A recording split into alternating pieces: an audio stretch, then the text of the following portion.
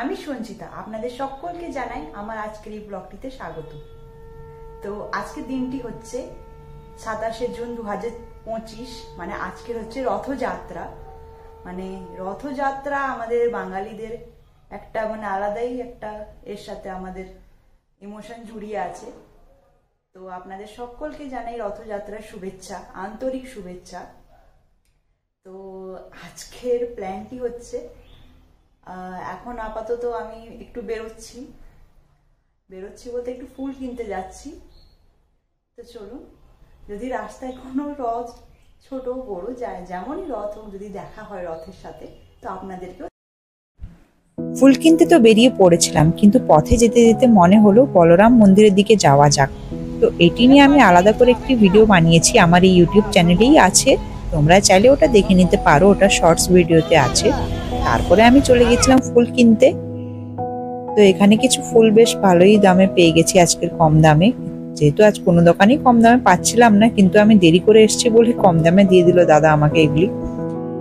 দিয়ে যেতে যেতে অনেক ছোট ছোট এখানে রথগুলি কেনা সাজানো হচ্ছিল।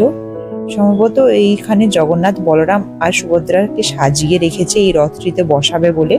এখানে দেখো কত সুন্দর করে এই দাদা রথটিকে সাজাচ্ছে, একদম মনোযোগ সহকারে, তোমরা দেখতেই পাচ্ছ। তো আজকের দিনে অনেকেই হয়তো দীঘা বা পুরী গেছে রথ দেখতে, রথযাত্রা দেখতে,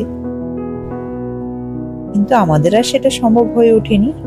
তো আমরা এই বাড়ির ছোট্ট রথটিকে, এটা পৃথারই রথ, এটা পৃথার আগের বছরের রথ, তো এই রথটিকে আমি আবার সুন্দর করে সাজিয়ে দেবো, একদম নতুন করে দেওয়ার চেষ্টা করছি। চলো দেখা যাক কতদূর করতে পারি। প্রথমেই আমি এর উপরের র্যাপারটা, উপরে না মানে নতুন র্যাপার লাগিয়ে দিচ্ছি, কারণ আগের র্যাপারটা না রংটা চটে গিয়েছে, দেখতেই পাচ্ছ তোমরা। তো এর উপরে যা কিছু মানে ময়লা টলা ছিল, ধুলো টুলো সব মুছে ফেলেছি। ব্যাস, এবার এইটিকে ভালো করে, এই আমি লাল কালারের র্যাপারটা নিয়েছি, এটা গিফট র্যাপার, তোমরা জানোই এগুলো তো গিফট র্যাপার বলে। তো ব্যাস, এগুলাকে কেটে কুটে একটু সাইজ করে লাগাবার চেষ্টা করছি। তো এখানে পৃথাও বসে পড়েছে আমার সাহায্য করতে। ও তো রথ নিয়ে খুবই এক্সাইটেড, কখন রথটা রেডি হবে, কখন টানতে যাবে। আসলে গতকাল আমি সময় পাইনি, সময় হয়ে ওঠেনি বলতে পারো তোমরা। তো আজই তাড়াহুড়ো করে এখন নিয়ে বসে পড়েছি। তো ব্যাস, প্রায় পুরো কাজ কমপ্লিট রথের। এবার শুধু একটু মালা দিয়ে সাজিয়ে দেব। এই মালাগুলি আজই এনেছি সকালে, তোমরা তো দেখেইছো। এবার সব মালাগুলো দিয়ে সুন্দর করে রথটিকে সাজিয়ে দিচ্ছি। আর সাথে না আমি কিছু এই সানফ্লাওয়ার আর সূর্যমুখী ফুল এনেছি, তো এগুলিও ভাবলাম রথের মধ্যে লাগিয়ে দেবো। যেহেতু আমার রথটি লাল রং, এই লাল রঙের সাথে এই হলুদ সূর্যমুখী ফুলটা বেশ যাচ্ছে, বেশ সুন্দর লাগছে বলো। তো চলো এগুলাকেও এক এক করে লাগিয়ে দিই। সবগুলিকে সেলোটেপ বা আঠা দিয়ে লাগাতে হবে, নাহলে যখন রাস্তায় নিয়ে এটাকে গড়াবে রথটিকে, সব খুলে খুলে পড়ে যাবে। তাই আমি ভালো করে সেলোটেপ দিয়ে এঁটে দিচ্ছি সবকিছুকেই। আর পৃথাও এখানে মাঝে মাঝে আসছে, একবার করে আমাকে একটুখানি হেল্প করছে, আবারও নিজের মতন খেলতে বসে পড়ছে। আর বাচ্চাদের ধৈর্য আর কতক্ষণ। আমি না সাথে কিছু গোলাপ ফুলও এনেছি। এই গোলাপ ফুলগুলো আর লাগাবো না, মানাবে না, বেশি হয়ে যাবে। ওগুলিকে আমি গ্লাসে রেখে দেবো। এই দেখো আমার জগন্নাথ, সুভদ্রা, বলরাম। তো চলো এবার ঠাকুরকে রথে বসিয়ে দিই।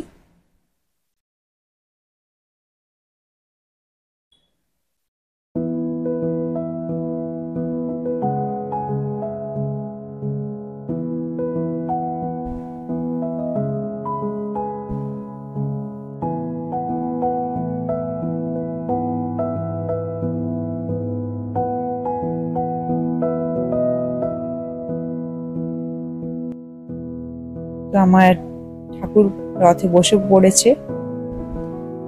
এইবার সুন্দর করে একটু মালা দিয়ে দিই ঠাকুরের গায়ে। ব্যাস, আমার রথ রেডি। পৃথা শেষ কাজটি করলো, ঠাকুরকে প্রসাদ দিল।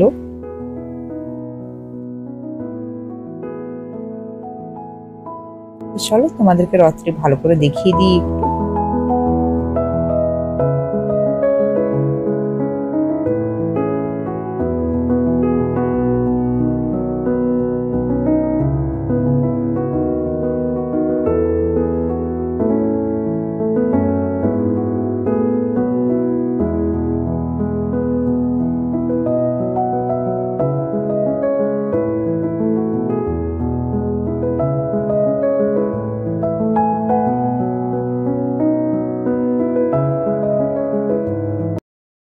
তো পৃথা তো বাড়িতেই শুরু হয়ে গেছে রথ টানতে।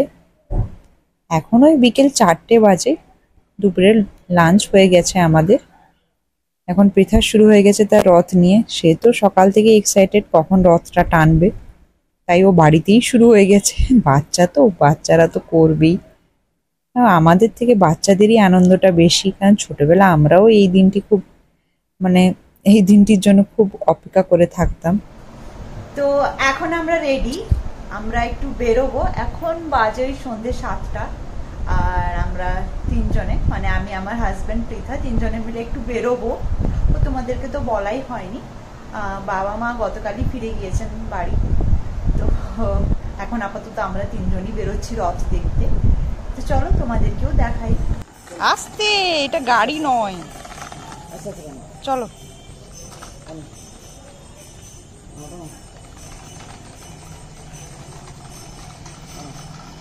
গাড়ি আসছে নাকি? এক সাইড দিয়ে গাড়ি আসছে মনে হচ্ছে।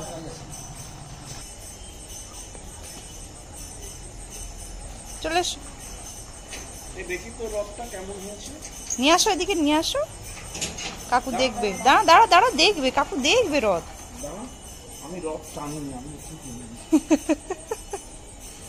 ঠাকুর উল্টে পড়ে গেছে তো।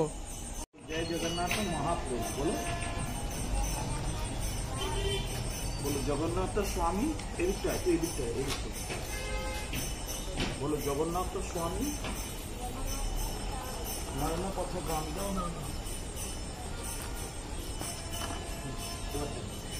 নয়ন পথ গ্রামী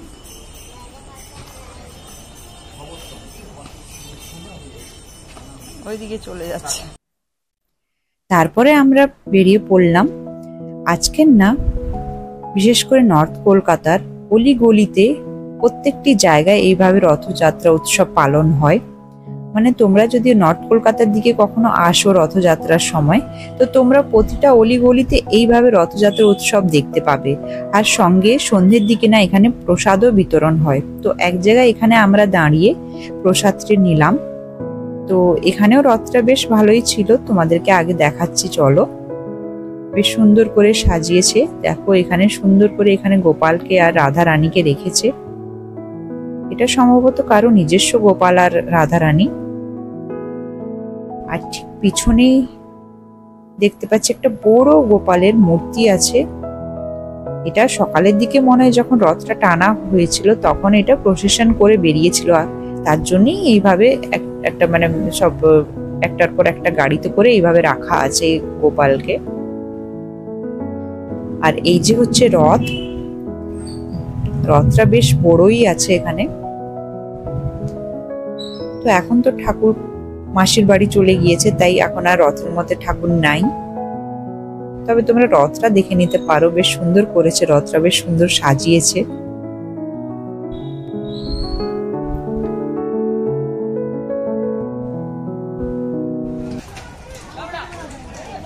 তো যেমন কি তোমাদেরকে বলছিলাম, এখানে প্রসেশন করেই বেরিয়েছিল রথ, যার জন্য এখানে অনেক ঘোড়া গাড়িও এসেছিল। তো সেই সব ঘোড়া গাড়িগুলি এখন এক এক করে চলে যাচ্ছে।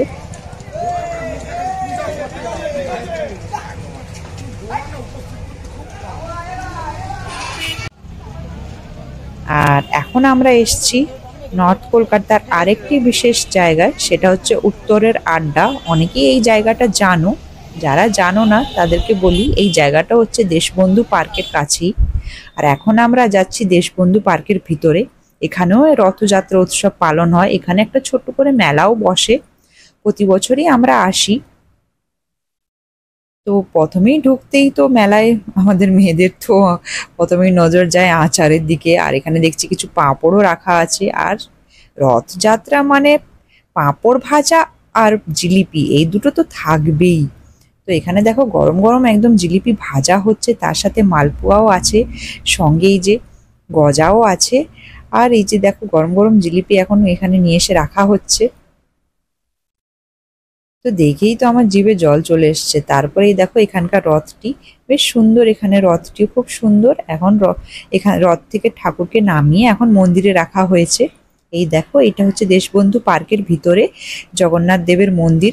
এই মন্দিরের ভিতরে এই ঠাকুর সারা বছরই থাকে, তোমরা যখন ইচ্ছে এসে এখানে দর্শন করতে পারো।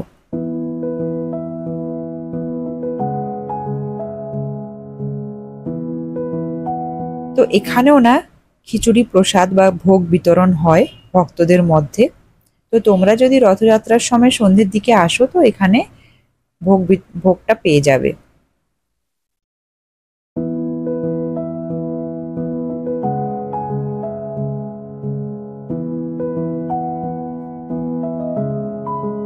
তবে এই মেলা এখন বেশ কিছুদিন থাকবে। তোমরা যারা রথের দিন আসতে পারোনি পরেও এসে দেখে যেতে পারো। তবে তোমরা জানো হয়তো নর্থ কলকাতার আরেকটি এখন বিশেষ রথযাত্রা উৎসব হচ্ছে আমাদের বাগবাজারে। বাগবাজারেও বিশাল বড় একটা মেলা মতন বসেছে। তো আজকে সেখানে আর যাব না, সেখানে অন্য একদিন যাব, কারণ আজকের অনেকটাই ঘোরাঘুরি হয়ে গেছে, অলরেডি 10টা বেজে গেছে ঘুরতে ঘুরতে। এখন আমরা বাড়ির দিকেই যাব, কিন্তু যেতে যেতে পথে আরো অনেক ছোটখাটো বেশ সুন্দর সুন্দর রথের দেখা পেলাম। আর রথ দেখেই তো আমি আর পৃথা আগেই ছুটে যাই রথ দেখতে। পৃথা তো খালি ওই রথের দড়ি টানবে, ও আগেই পৌঁছে গেছে, দেখতেই পাচ্ছ তোমরা রথের দড়ি টানতে। এই রথটিও খুব সুন্দর করে সাজিয়েছে, প্রত্যেকটি রথ একদম মানে চোখ ধাঁধানো, এত সুন্দর লাগছে না দেখতে, কি বলবো তোমাদের। জানি না এই ক্যামেরাতে কতটা জাস্টিফাইড করতে পারছি, কিন্তু যদি তোমরা মানে চোখের সামনে এই রথগুলি দেখো না, এত সুন্দর লাগবে। অবশ্যই এই রথযাত্রা সব জায়গায়, ওটা পশ্চিমবঙ্গেই পালিত হয়, শুধু পশ্চিমবঙ্গে কেন, পশ্চিমবঙ্গের বাইরে পুরো ভারতবর্ষেই পালিত হয়। আর পুরীর রথযাত্রা তো ওটা বিশ্ববিখ্যাত, সেটা নিয়ে আর আলাদা করে কি বলবো। তো চলো দেখো, যে যেমন কি তোমাদেরকে বলছিলাম, তারপরে যখন আমরা হাতিবাগানে বিধানসরণের উপর দিয়ে যাচ্ছিলাম, এখান থেকেও একটা প্রসেশন যাচ্ছিল সেই সময়, তো সেটাও ভাবলাম তোমাদেরকে দেখিয়ে দিই। বেশ সুন্দর লাগছিল প্রসেশনটি।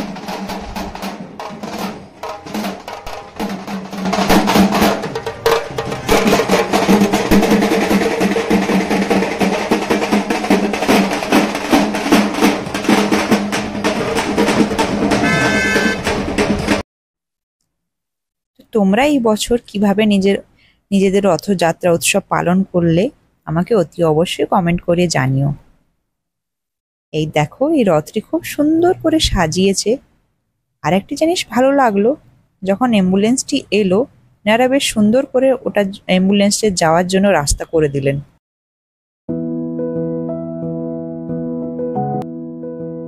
চলো এবার বাড়ি ফিরে যাই, আর আজকের মতন আসি। দেখা হচ্ছে নতুন কোনো ব্লগের সাথে। আর হ্যাঁ, আজকের ভিডিওটি কেমন লাগলো অতি অবশ্যই জানিও। ভিডিওটি ভালো লেগে থাকলে শেয়ার করে দিও, লাইক করে দিও, আর চ্যানেলটি সাবস্ক্রাইব করে পাশে থেকো। দেখা হচ্ছে নতুন কোনো ব্লগের সাথে, নতুন কোনো ভিডিওর সাথে। ততদিন ভালো থেকো, সুস্থ থেকো, টাটা।